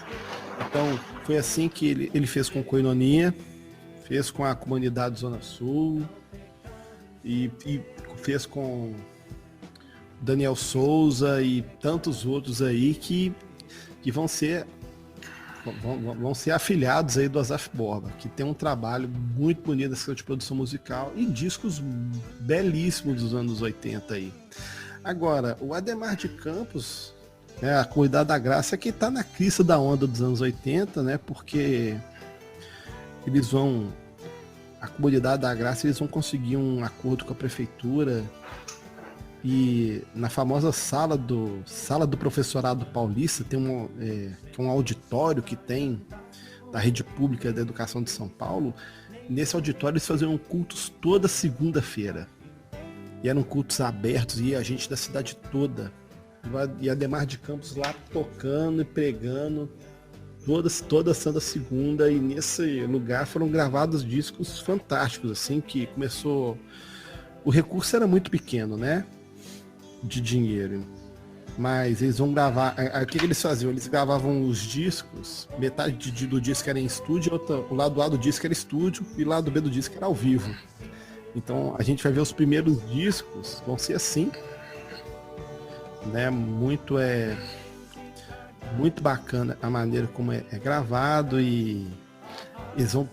A Demar de Campos parece aquele louvor que a gente chama de músicas de guerra, né? Começa ali com o nosso general é Crespo. O Homem de Guerra Jeová, que são todas músicas dessa época. Exatamente. E que músicas que a gente canta até hoje na igreja, se bobear aí, né? Apesar desse movimento worship aí que acabou tomando conta de tudo, isso aí você toca lá na igreja, lá o povo cai pra trás, porque...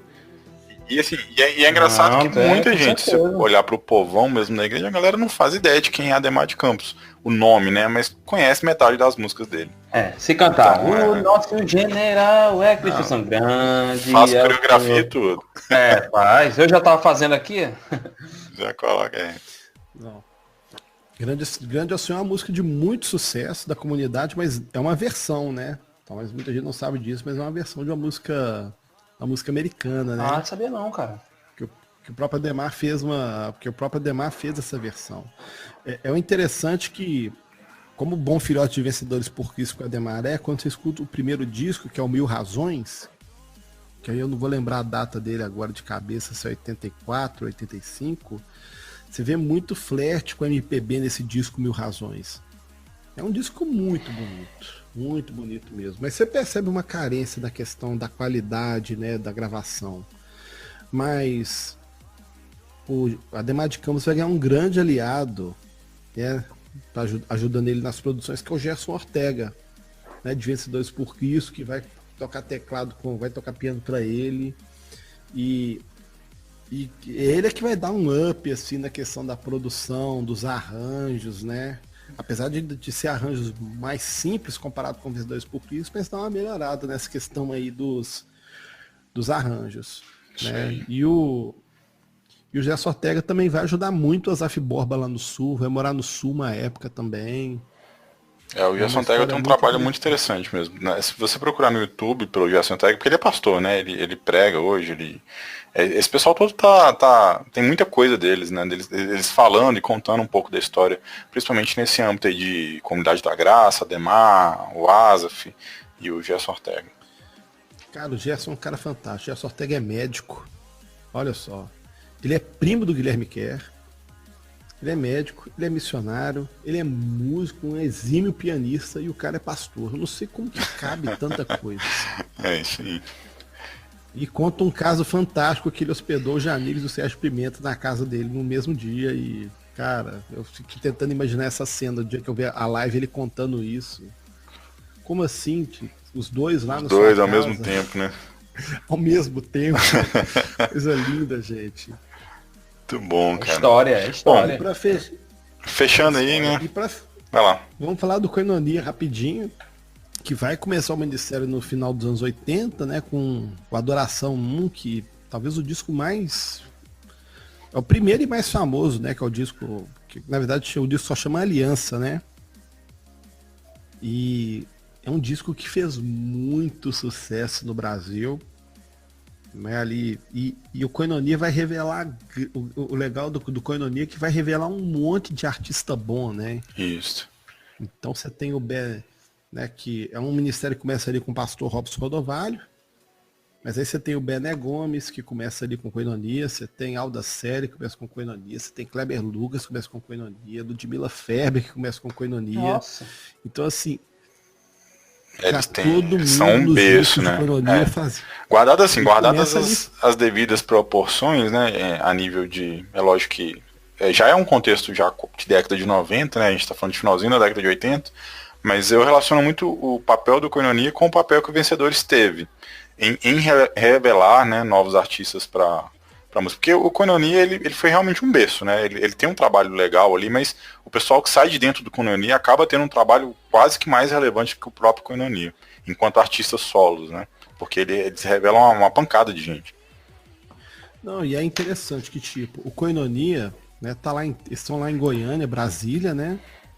E eles vão buscar, por exemplo, eles buscam a Ludmilla Feber lá no Rio. A Ludmilla Feber era da comunidade Zona Sul, né? E ela era só back vocal no grupo. Não, vem cá, canta com a gente aqui. Teber Lucas, a mesma coisa, tá lá no Rio, não, vem cá, canta com a gente aqui também. Né?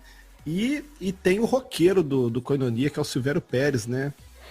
Graças a Deus, teve ruim de Covid aí, e graças a Deus foi curado agora. Eita, Que benção. Chegou a ser, foi pro UTI, foi entubado. Nossa. E tudo mais. Mas graças a Deus está bem melhor agora. Cara, e o Silvério tem a pegada roqueira, né, do Koinonia. Mas vou deixar falar dessa parte roqueira nos anos Vamos falar 90, de anos que já são os 90. discos do Koinonia dos anos 90. É, isso que eu ia São falar. discos, assim, muito legal. Bom, vamos fechar pra agora o música. programa. Vamos só citar alguns nomes que a gente acha relevante, assim, para a música pentecostal da década de 80. Muitos deles a gente já abriu na década de 70, porque como a gente falou, são artistas que têm o trabalho estendido ao longo das décadas, né? Então eles vêm pela década de 70, passam pela década de 80, continuam na década de 90 e alguns deles estão nativos até hoje. Então a gente tem Voz da Verdade, Oséias de Paula, que a gente já tinha citado na década de 70, né? Que começou lá, mas também tem uma carreira notável na década de 80. Álvaro Tito, e aí eu acho que no Álvaro Tito a gente pode dar uma pausa aqui para não sair correndo aqui em todo mundo, e citar, né, a música Não Há Barreiras, que também é um grande, grande clássico da música evangélica. Inclusive a gente tá deixando já de fundo, de fundo aqui. Eu acho que o grande nome da música pentecostal dos anos 80 é o Álvaro Tito, né? E o Álvaro Tito tem, assim, um trabalho formidável, que ele é muito inteligente, ele é um grande compositor. Isso. Engraçado que nos primeiros discos ele toca violão, ele toca bateria, ele toca contrabaixo, ele fazia tudo nos discos. E é o primeiro artista, a gente vai ver, cristão, que vai flertar, né, com aquela música negra americana, vai pegar um pouco ali do soul, né, uma pegada meia Tim Maia no Brasil, né? Vai ser Exatamente. E é muito massa essa música, bicho. Vai trazer uma nova vertente musical pra dentro da música cristã, Álvaro Tito. Fez muito sucesso nos anos 80. É referência pra muita gente. Inclusive o Eli Soares aí acabou de lançar um álbum, né, ao vivo, e ele convida o Álvaro Tito e o Eli Soares, que é um grande nome. É um grande nome da música, não sei se a gente pode dizer assim, da música negra evangélica, né? Mas assim, ele tem toda aquela pegada de funk, de soul, né? E ele é um grande representante desse estilo. E ele chama o Álvaro Tito, que é uma referência pra ele, justamente nisso que o Guilherme tava falando aí. E eles cantam, inclusive, essa música, Não Há Barreiras, com uma nova roupagem ali. Vale muito a pena conferir. E o Álvaro Tito, ele é cinquentão, né? Tá cantando muito ainda. Tá cantando muito. A live muito. dele tem pouco tempo, ele tá cantando muito ainda. Claro que ele não tem esses agudinhos que ele tinha, né? De quando ele tinha 20 e poucos anos. Mas ele ainda tá firme e forte, canta muito, tem uma potência vocal fantástica, assim, Álvaro Tito. Grande músico. Muito bom. Bom, galera, fechando, agora acho que a gente não vai parar mais aqui mais em nenhum artista, mas a gente tem que fazer uma menção honrosa de Lauriette, Shirley Carvalhais, que a gente já tinha citado no último programa, Thalita, J Neto, acho que o J Neto ainda vale, hein? J Neto é o Roberto Carlos evangélico. Não, é o nosso... Foi candidato a político aqui em Recife também, junto com Shirley Carvalhais, no mesmo partido dela e no mesmo ano dela. Que isso? Cara. E ele ganhou? Como é que Não, ganhou experiência. Ele e Shirley Carvalhais ganharam experiência. Tá bom. Cara, mas J Neto ficou muito famoso, né? Justamente por esse timbre característico do Roberto Carlos. Isso aí. E tem a Sandrinha também, né? Nesse contexto aí da década de 80 de música pentecostal. A Sandrinha também ficou muito conhecida também na música pentecostal, tocou muito, muito nas rádios. E também, já puxando um gancho aqui, a gente tem, na década de 80, a gente começa a ter trabalhos dedicados para criançada, né? A gente tem álbuns temáticos, né? Álbuns feitos para criança. Isso a gente não tinha notícias disso antes da década de 80. Então isso começa agora na década de 80 e daí para frente vai desembolar. A gente vai ter muitos trabalhos nesse sentido. A Sandrinha, inclusive, é um desses nomes que fazem música especificamente para crianças, né? Dessa época a gente citou aqui Louvores da Garotada, que tem um trabalho muito, muito legal, muito extenso, que eu acho que vale a pena conferir. E a própria Sandrinha, também, que não sei se até hoje ela tá trabalhando com esse tipo de música, mas a Sandrinha ficou muito famosa. Quem é que não lembra da Vaca Voadora, né? Meu Deus do céu. Agora, um detalhe no Louvores da Garotada é que assim como você pega Vencedores por Cristo, eles vão começar traduzindo discos de musicais infantis americanos, né? Isso. Então os 2 primeiros discos de Louvores da Garotada são compilações e traduções de versões americanas. É que eu achei outro dia no Spotify os originais, cara, é muito bonito. Muito bonito. Legal, deixa o link aí depois pra gente, hein? Um detalhe, vou soltar um spoiler aqui do Louvores, no Louvores da Garotada 2, a musiquinha Em Teu Tempo, tudo lindo, tu fazes em teu tempo. Quem canta essa música é a Ana Paula Valadão. É a Ana Paula Valadão que canta no Louvores da Garotada? Meu Deus. O solo é dela, eu acho que ela tinha 10 anos. Nossa, eu conheço essa música demais, eu cantei muito essa música. E essa música é bonita pra caramba, né? Inclusive. Escute de novo, quem canta é Ana Paula Valadão. Eu acredito que eu tava escutando Ana Paula Valadão desde criança e não sabia, cara. Pois é, cara. É importante, acho que é importante a gente pegar o valor histórico que o artista teve, né? Para a época, para o momento. É, né? O protagonismo, o pioneirismo também, né? Sim, porque... Que é o que vai contar, porque polêmica, né? Todas as bandas aí colecionaram muita polêmica. O próprio Rebanhão, o pessoal falava assim, o Rebanhão, os caras toma cerveja, os caras fazem isso, os caras fazem aquilo. Os caras porque é aquela coisa, né? Tinha muita fake news gospel, né? Já naquele tempo, já, só não tinha esse nome, né? Mas o pessoal aumentava muitas coisas, né? Então. Eu acho que quando a gente chegar na década de 90, aí é que vai ter mesmo assim. Então pra gente já fazer a deixa pro próximo programa, a gente vai puxar aí na próxima década, a gente tem a chegada do famoso movimento gospel, né? Olha aí. Que aí a gente já tem que é um movimento de mercado, enfim, aí a gente vai ter polêmica pra bater com pau aí no próximo programa, porque a gente tem a chegada do rock de uma vez por todas, né, na música evangélica, então ainda era problemático, né, o rock sempre foi, mas aí a gente vai ter Catedral, vai ter o Cine G3 e o Resgate e muitas polêmicas, e a chegada aí também da música da Igreja Renascer, o movimento gospel é importado para cá como segmento de mercado, mas aí é papo para outro programa. Cara, aí eu vou deixar 2 nomes pra gente pensar neles aí, que é um Antônio Carlos Abud, que é um, como é que eu posso dizer? Ele é meio lá daquela região lá do Oriente Médio, descendente lá de árabes, né? E o Estevão Hernandes, hoje, naquela época passou, mas hoje o apóstolo Estevão Hernandes, que vão ser os principais incentivadores do rock, né?